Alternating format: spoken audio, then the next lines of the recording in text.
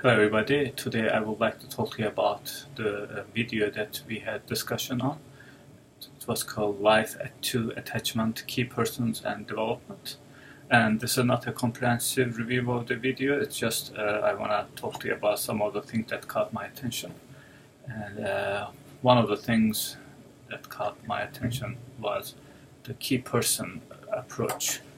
So the speaker was very clear that it had to be a triangle: parent, child, and a key person.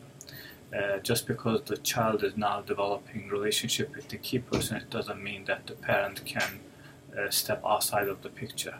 In fact, parents, in this case, when they place their kids in a childcare facility, they should spend extra time, extra effort to spend some quality time with the child, so they won't be out of the picture, because there is such danger of being out of the picture, because if the child starts developing an attachment with another person and the parent is spending less and less time, on top of that, not just the amount of time but the quality of the time, when it starts declining, then there might be some issues. Another thing that caught my attention was the presence of the key person. Just the key person being there really enriches the discussion and the talk that takes place between the child and the key person. So it's not really because that the key person is leading the activity. That's really not the case, but it is largely because just the key person is there to encourage the child, and just simply being there, it just enables the child to have a deeper discussions and more meaningful discussions, and deeper thinking takes place. And I have observed that with my own kids and with my own students as well, even at the college level. Sometimes when you watch a child just doing something alone, and they might be talking to himself or herself, but when they see that you are there, and you are there to answer any question or just provide encouragement or just be a play partner, suddenly the whole thing becomes more fruitful.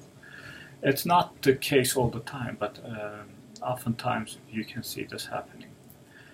And even at the college level, sometimes I have my ideas about what I will be talking in the classroom. But as soon as I start talking about those ideas and I get some comments from my students, the level of the discussion changes dramatically, and it becomes much more detailed, richer conversation. And it's not that students are leading the discussion. It's just by simply being there and asking me questions, and vice versa, for me being there and asking them questions, it enriches the conversation, which tells something about the nature of knowledge. Oftentimes, when we think about epistemology, we oftentimes think that it's just a person who is discovering things by himself or herself. But when you examine it, you will see that many times it's thanks to the people around yourself. When you have conversation with them, you learn things that you wouldn't have learned otherwise.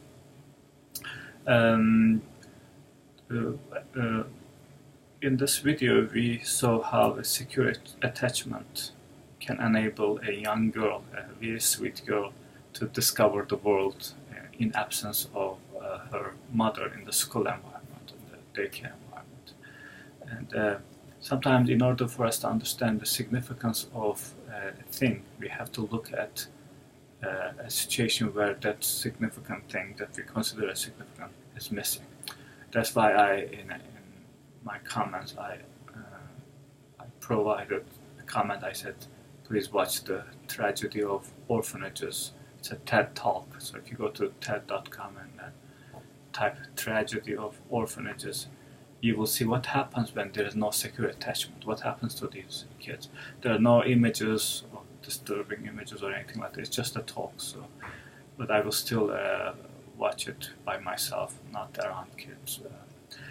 And one last thing I want to mention, but I think it is very important and it really got my attention, that the link made between empathy and attachment. Oftentimes when we try to explain empathy, we don't talk about attachment at all. And I think, as stated in this video, the attachment provides the base for empathy. If your feelings are not understood, how can you understand other people's feelings?